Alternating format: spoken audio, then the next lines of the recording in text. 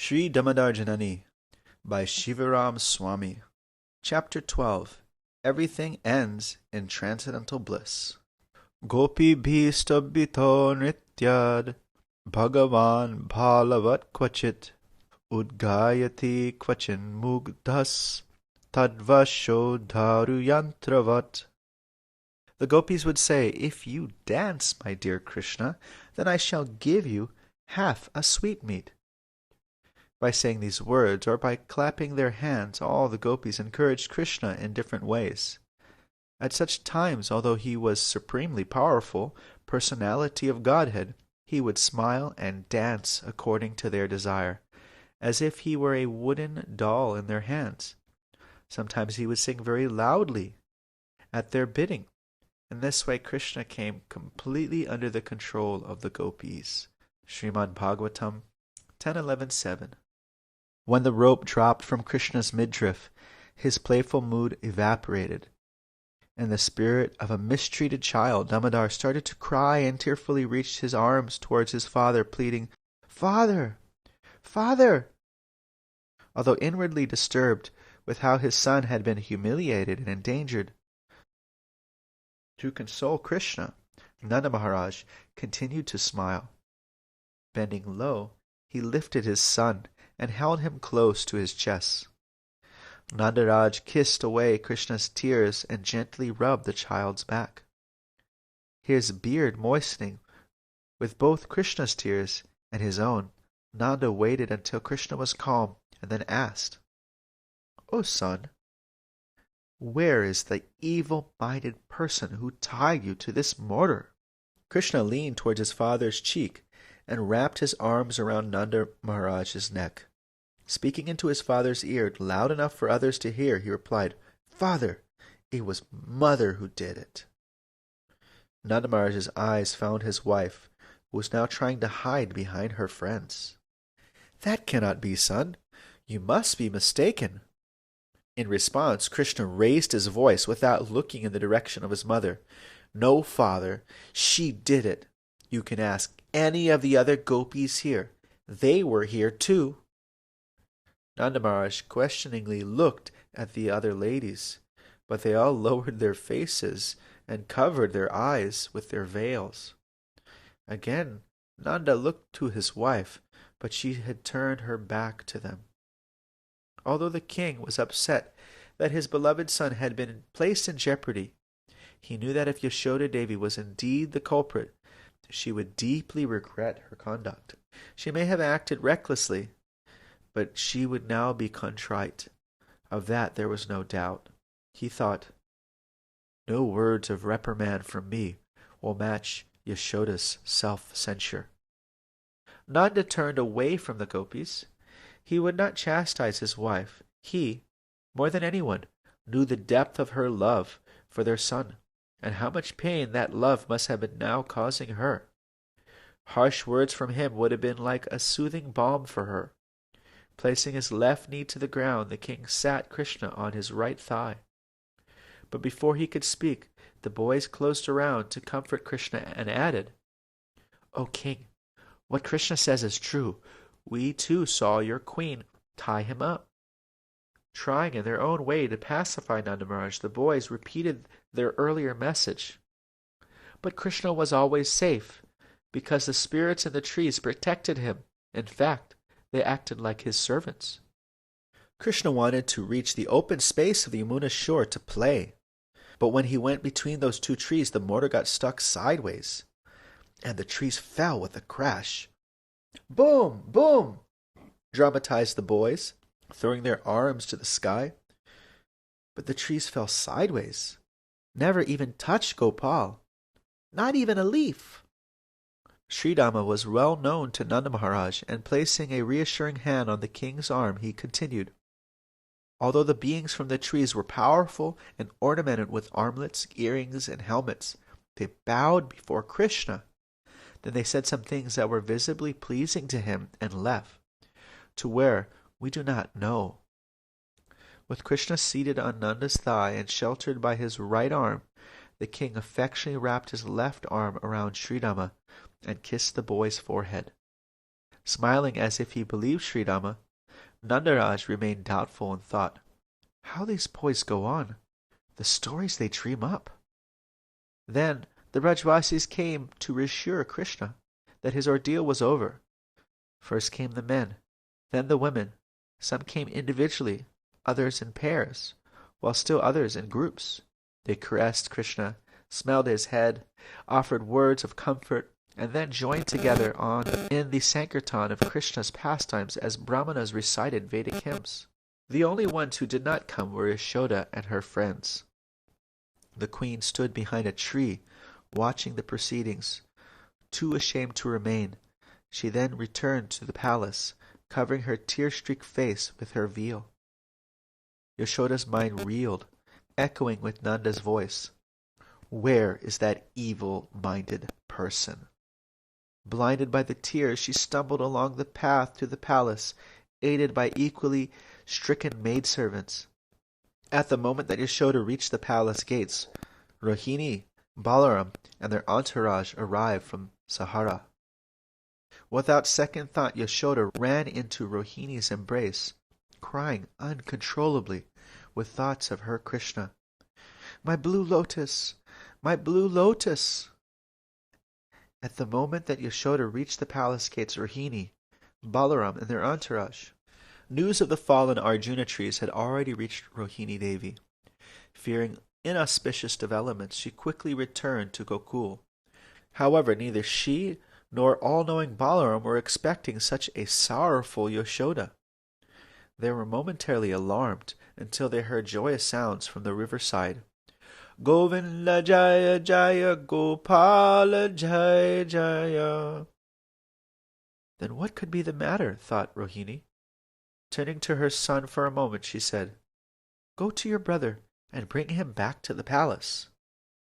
Yashoda's friend knew that whatever ailed the queen could be cured by the embrace of her son. Why was Nanda's queen so distraught? She did not know. However, she could guess that Krishna not being with her was a reason of sorts. Handsome Balaram glowed like an early rising moon. As he ran down the hill, he scoured the horizon for the all too familiar sight of the Arjuna trees. Where are they? He was to find out soon. Meanwhile, escorted Yashoda to her quarters and sat her on a divan, where the queen again released a full force of her sorrow. Yashoda buried her face in Rohini's shoulder, drenching her friend's clothing with hot tears of sorrow. Yashoda was inconsolable. Only when the joyous Brajvasis entered the palace with Krishna was she able to compose herself enough to order her apartment to be locked from the inside. Therefore, as Yashoda continued to quietly weep, Rohini heard the full narration of the day's adventures from an elder gopi. The wise Rohini quickly understood Yashoda's heart and her hurt. Gently resting the queen's head on her lap, Rohini stroked Yashoda's hair, whispering comforting words in her friend's ear. After the Brajvasis had consoled Krishna, and his father Nanda Maharaj wanted to purify his son from the day's misfortune, and so decided on a bath in the Yamuna. As they walked hand in hand to the riverside, Balaram caught up with them. Bowing before Nandaraj and offering respects to the elders, Balaram then embraced his little brother and showered Krishna with a downpour of questions. What is this Dāmodara name? Why did mother tie you up? Did you really pull down those trees? But Krishna was reserved. Just when he most needed his brother and his other mother, he was left to himself. Had they been present during the binding episode, things would have transpired differently. He felt abandoned and would not respond in his usual affable manner. Balaram was taken aback, but a wink from Nanda Maharaj told him to be patient. Balaram took the king's other hand, and they walked together to Rajghata, accompanied by singing Brajvasis and mantra-chanting Brahmanas. The birds that had been witness to the day's events also followed Nanda's retinue, as did the demigods above. although the thunderclap that had engulfed Gokul had passed. It was obvious to all concerned that the tension between mother and son had not. And as much as they would be allowed, everyone was keen to witness how that tension would be resolved. Rajghat, also known as Nandaghat, was the king's own bathing place, and the one used by the men of the royal household. Directed by pure-hearted brahmanas, reciting auspicious mantras, Nanda Maharaj and his two sons performed a purificatory bathing ceremony, which was followed by protective rituals and completed by an offering of auspicious articles like rice, arghya, and durva grass. In this way the king sought auspiciousness for Krishna, who was himself the source of all auspiciousness. After the ceremonies were concluded, Krishna, Balaram, and their friends played and swam until Nanda's servants arrived with gifts to distribute to those present. The two princes came out of the water dressed in fresh clothes and donned flower garlands. Under their father's direction, they then distributed offerings suitable to the recipients and received abundant blessings in return. Having secured the good fortune of his son, and accompanied by musicians playing drums and cymbals, Nanda Maharaj headed back to his palace, wondering whether arrangements for supper had been made. Indeed they had. Service to Krishna was the only thing that would extricate Yashoda Devi from the quicksand of sorrow. While the Rajvasis were escorting Krishna and his father home, Rohini reminded the queen that her son had not eaten since morning, and even then a meal unfinished. As sad and embarrassed as she was, Yashoda immediately set about the task of organizing supper. She guided her maidservants and friends to the palace kitchen, and then began cooking there herself. Meanwhile, Rohini Devi called for her assistants, and together they set a table in the grand dining hall, presuming that there would be many guests for supper. After seeing that the meal for Krishna and her husband was moving apace, the weight of guilt again submerged Yashoda in its grime. Her beautiful complexion blanched, her hands trembling, and her throat would not vibrate a sound. With great difficulty she requested Rohini to take charge of the cooking and serving the meal, and then retired to her own chambers. Locking the doors, Yashoda stayed alone with her sorrow, waiting until fate would again unite her with Krishna. It would be a while. In the realm of transcendence, where moments feel like millennia, a while would feel like a lifetime of Brahma. And that is what the evening would feel like Vraja's queen. The interval between Nanda's freeing Krishna and their return to the palace, Krishna was exposed only to the loving sentiments of the Vrajvasis. With the reverential sons of Kuvera gone, he again felt like a little boy, but a pouting little boy. Krishna felt that he had a just reason to pout. In a childish mindset, he reviewed all the injustices perpetrated by his mother, and so behaved with petulance. Yogamaya was influencing Krishna in a way that would enable him to enjoy newer pastimes and enrich his mother's love. By remaining aloof from her, both Yashoda and Krishna would taste the poisonous nectars of separation and the ensuing ecstasies of union most pleasing. It was the way of divine love, the way of ever-fresh, expanding love. When supper was ready, accompanied by a blissful retinue of gopas, Nanda Maharaj and his sons entered the dining hall. Everyone spoke about the day's events, the endless rope, the fallen trees, the mysteries of Krishna. The happy chatter reverberated throughout the palace and painted a familiar picture in the mind of the reclusive Yashoda, who remained seated on the edge of her bed, staring at the door, waiting for Krishna to open it. But he did not. His meal complete, his sons fully satisfied, Nanda Maharaj walked Krishna and Balaram to his expansive chambers, where they rested together on his feather-soft bed. This was a rare occasion. Krishna would usually sleep with his mother, and it was Balaram who would regularly nap with the king. His mind floating in ecstasy, Nanda felt the transcendental comfort of bliss personified on his left and existence personified on his right. He thought, "My queen's loss is my gain." After a half an hour, minds and bodies rested. Fathers and sons went to the cowshed to oversee the milking and take a tally of the day's yield. When the king had completed his duties, instructing his two boys in varied aspects, he took them to a special stall.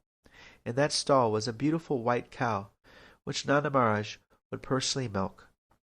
The king of the cowherds sat on a golden bench and had his boys sit beside him. Patiently he took their little hands and showed them how to milk his majestic cow, which repeatedly licked Balaram's face with love. Collecting a half bucket of milk, they stood up and retired to Nanda's seat just outside the barn.